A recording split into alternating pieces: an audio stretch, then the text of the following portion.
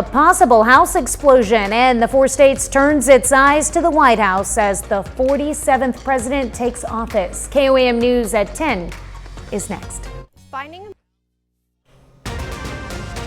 Now at 10, a biogas proposal in Ottawa County shows the potential for chicken waste. Plus, a photo exhibit in Fort Scott tells the story of the civil rights movement. And the Better Business Bureau warns online daters about romance scams. The 4 states' most watched news starts now. Developing story tonight as an explosion draws first responders to a house in Chanute. This is KOAM News at 10. I'm Tanya Bach. The report came in earlier this afternoon to the Chanute Fire Department. Emergency crews dispatched to the 600 block of West 16th. For a report of a structure fire with a possible explosion. The state fire marshal was called to investigate, and we'll have more information as it develops on our website, KOAMnewsnow.com.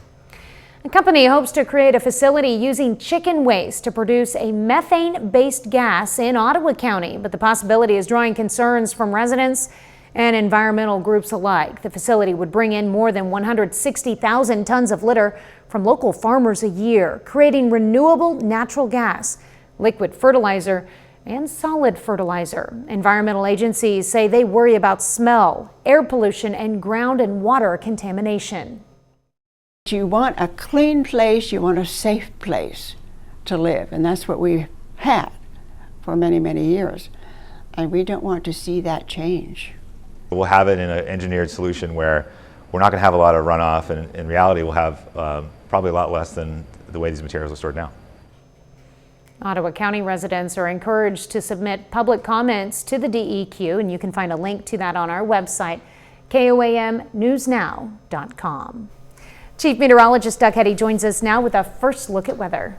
Well, definitely turned out to be a cold one once again for us today. We started at 5 degrees, even a little bit colder for us tonight. 22 was our high. Average high is 45, so a good chunk below where we should be. Looking outside, overall we look pretty good. It's just cold. We've had some light little snow showers, light flurries across portions of the region. But look at this, single digits and then upper teens once you get into our southern counties. And our wind chill is going to drop to about -5 by morning. So when you're getting out early, make sure you bundle up across the region. All right, so you can see these light little snow showers, mainly in our southern counties, kind of slowly rotating away from us. So we don't have to worry about too much of those, but still a few going on in our southern counties. A couple little guys moving into parts of Berry County. Besides that, big question is, when are we going to warm up? We're going to look at that here in a bit. All right, thanks, Doug. Despite the temperatures, people across the country celebrated the memory of Dr. Martin Luther King Jr. today. The civil rights leader, activist, and Baptist minister encouraged the world to reflect on the issues of racism and civil rights. The celebrations to honor Dr. King are being held around the country, including the 2025 MLK Day Beloved Community Commemorative Service in Atlanta, Georgia. The service is held each year at the city's historic Ebenezer Baptist Church, the same church where Dr. King gave his first sermon and co-pastored with his father until his assassination in 1968. Well, the celebration also took place closer to home as the Gordon Parks Museum in Fort Scott, Kansas took a camera's eye look at the civil rights movement today. The event, The Power of Imagery and Civil Rights Experience, explores the power of photography during the civil rights movement from pre-1900s to today. Ann Dean, who teaches photography at the Lawrence Arts Center, hopes that people can bond through the shared experience. It feels amazing, especially on this particular Martin Luther King Day. I feel very proud and honored to be able to share these stories, and my hope is that it just creates a sense of understanding and hope and camaraderie between all of us. And the public was invited out to the free event, which also featured a barbecue lunch. While love might soon be in the air for some, others will use Valentine's Day as an excuse to steal more than someone's heart. The Better Business Bureau wants to warn people ahead of the holiday that scammers use online dating and social media to take advantage of people looking for love. Pamela Hernandez, the regional director for the BBB office, says always be aware of red flags. And we'll have more information on how to protect yourself on our website at KOAMnewsnow.com. Coming up, a new presidency begins. President Donald Trump makes a triumphant return to the White House. I'm Erica Brown in Washington with more as the 47th President of the United States addressed the nation with his blueprint for America. And some folks in Joplin weigh in on their hopes for the next 4 years. Is bringing down only at Ashley. Well, the nation's capital is the scene of parties and balls tonight following the second inauguration of President Donald Trump. The 47th president wasted no time wielding his executive power, launching what he calls the golden age of America. Erica Brown has more from the White House. I, Donald John Trump, do solemnly swear. President Donald Trump began his second term at 12:01 p.m. inside the U.S. Capitol building. The 78-year-old is the oldest president to take the oath of office. His vice president, J.D. Vance, became one of the youngest vice presidents ever. So help me God. With every living president in attendance, Trump condemned the past 4 years. America's decline is over. And promised to usher in a new golden age of America by drastically remaking government. I will declare a national emergency at our southern border. We will tariff and tax foreign countries to enrich our citizens. Following the inauguration, there was a peaceful transfer of power, traditions that did not take place 4 years ago when a defiant Trump departed Washington early. The frigid temperatures outside forced inauguration events inside. The last time that happened was President Ronald Reagan's second inauguration in 1985. 20,000 supporters watched the event and inaugural parade inside a Washington, D.C. arena. The families of several Israeli hostages held by Hamas were also in attendance. So I'm going to go right over to here and I'm going to sign in front of you. Is that okay? Good.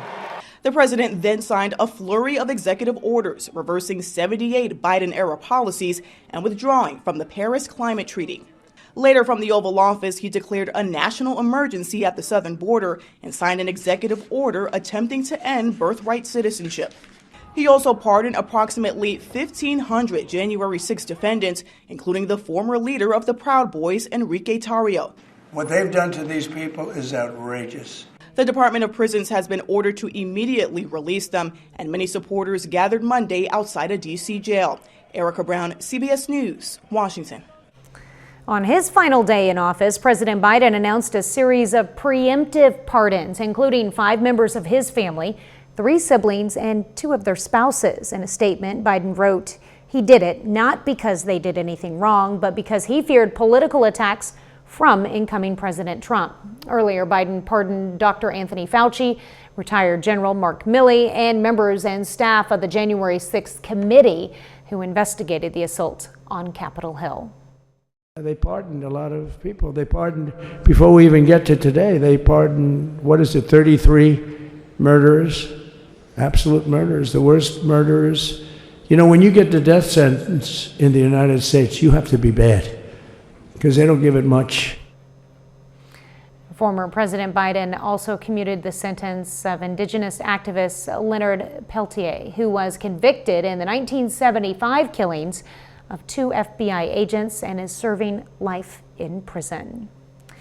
With the inauguration of President Donald Trump, the nation faces new rules and policies, from immigration and abortion rights to the future of LGBTQ plus protections. The 47th president has already made his stance clear, and while some people support these positions, others strongly oppose them. I hope doesn't happen the most is I hope that he doesn't do his mass deportation plans. It's 1 in 4 people, I believe, know somebody that is here undocumented. And there's so many mixed community households that people's families are going to be split up even more, even though he said we can deport all of them. Some of those people are naturalized U.S. citizens. They were born here. Other folks we talked to say the hope for good business prospects and that senior citizens are well taken care of. So what exactly is an executive order, and how do presidents use them to help enforce policies of the administration? Chris Bryant explains. Presidents have used executive orders since the formation of the United States government. George Washington had 8 while he was in office, and during Franklin D. Roosevelt's 12 years in office, he signed 3,721 executive orders. Something that's occurred throughout history. The usage of it has varied by time, but also sort of the content. Presidents use the power of the pen for a variety of reasons. You can think about it as being analogous to a sort of a CEO determining what company policy would be, but it could also be something that's formally delegated from Congress. According to the National Archives, Jimmy Carter signed 320, Reagan 381, George H.W. Bush 166, Bill Clinton 364, George W. Bush 291, Barack Obama 276, Donald Trump during his first term 220, and Joe Biden 162. So I think the executive order is enforceable to the extent that it's not checked by another branch.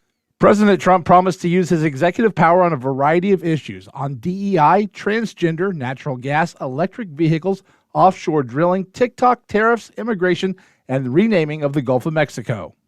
There's pretty even political competition between the Republican Party and the Democratic Party in Congress, right? And that makes it much more difficult for the president to work through Congress. So how much authority does an executive order have? The lines in the Constitution that's used to justify executive action is the executive powers vested in the presidency, right? But what does that mean? What are the boundaries of that? That's ultimately determined by the courts. When it comes to legal challenges and how executive orders hold up, could be challenged in the courts, right? So the president has to have a legal basis to issue an executive order. If they are part of a presidential power, why can they be overturned by the next president? That's the the method that they choose given that possibility. I think it's possibly due to, how gridlocked Congress is. In the newsroom, Chris Bryant. Well, CBS News says President Trump planned to sign about 200 executive actions, memoranda, and proclamations on his first day in office. A little later, it's the coldest inauguration day in 40 years. We look back at a few other presidents who faced the bitter cold during their swearing in. And we are going to have to deal with the bitter cold as we go through the overnight hours tonight. We're going to look at that coming up. Save big money at Menards on all your home.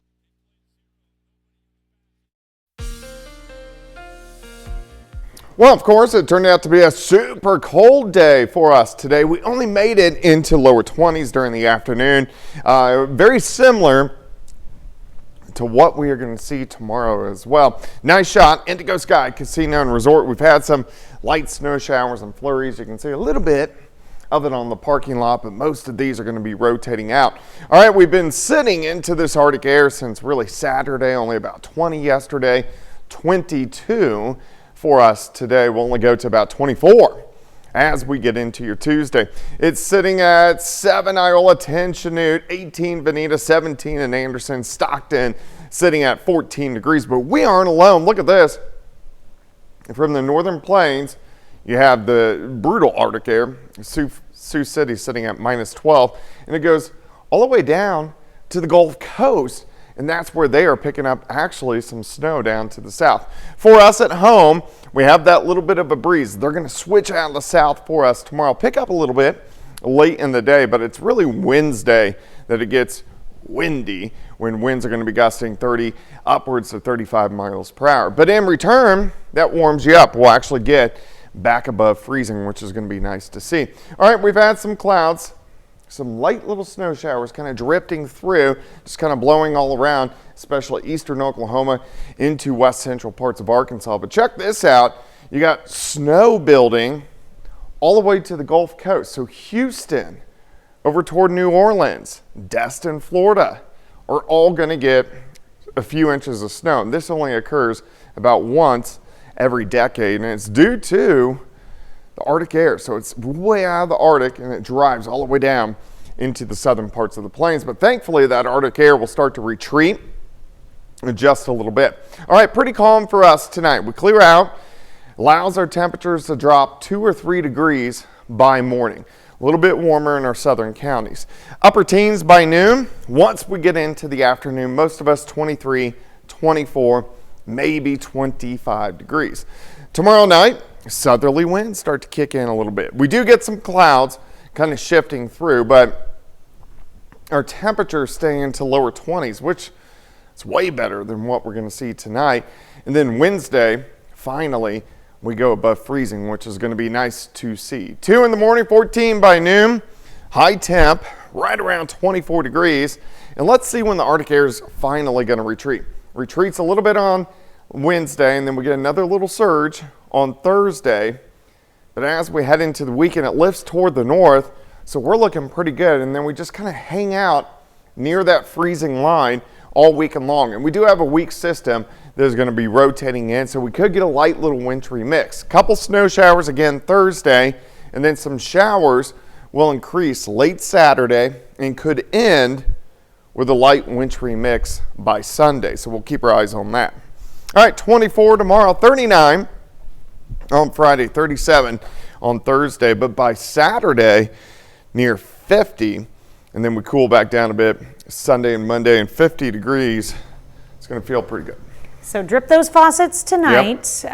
And tomorrow. And tomorrow night. Yeah. 2 days of that, and then a warm weekend. Yeah, looking pretty good. We'll take it. All right, thanks, Doug. You bet. Well, today's presidential inauguration ceremony was pushed inside because of the cold weather. The system did drop more than half a foot of snow on parts of the Northeast, but it's far from the snowiest inauguration, which was in 1909. That year, almost 10 inches of snow fell when President Taft was sworn in. The wettest inauguration was in 1937, though, when 1.7 inches of rain fell for President Roosevelt swearing in. And the warmest inauguration was in 1981, when the temperature was 55 degrees for the first swearing in of President Reagan. Now, it's far colder than that today, much like Reagan's second inauguration. Yeah, I'd say it's wise to move that inauguration inside, much like they did President Reagan's back in 1985. That's the last time it was this cold. It was a lot colder then, though. It was 7 actual degrees. Today, with temperatures hovering in the lower 20s. With the wind chill, it felt more like 10 degrees during the inauguration ceremony. We can relate here. Well, still ahead, Webb City's head softball coach announces she's stepping down, and Riverton boys basketball faces Columbus in the opening round of the Lancer Classic. John Dales has those stories and more up next in sports. The good times of 2025 at your favorite party for your buck.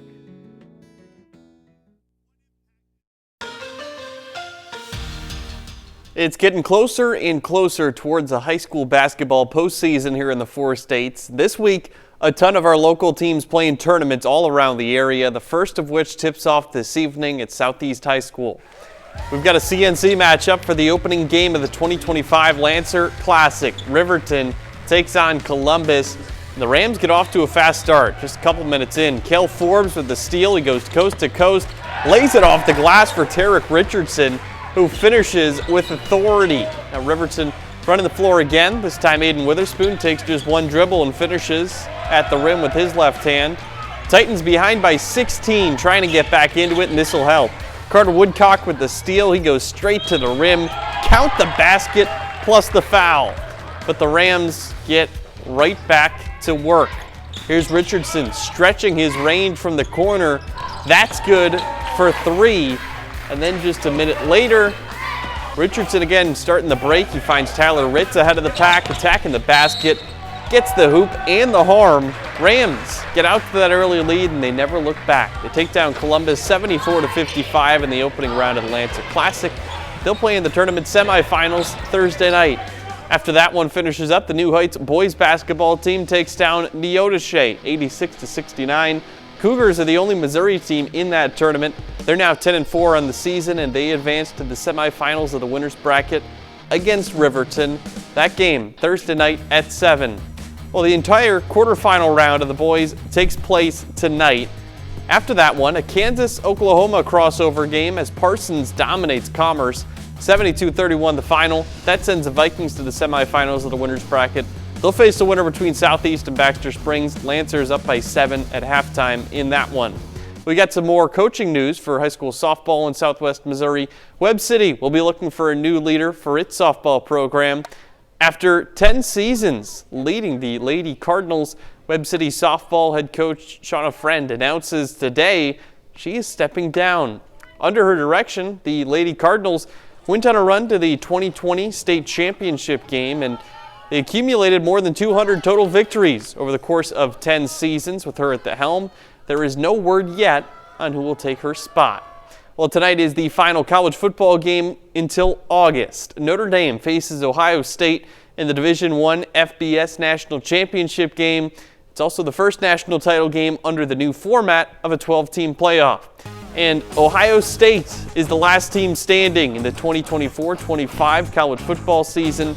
The Buckeyes take care of Notre Dame 34-23 in tonight's championship game, and they were led by Kansas State transfer Will Howard at quarterback.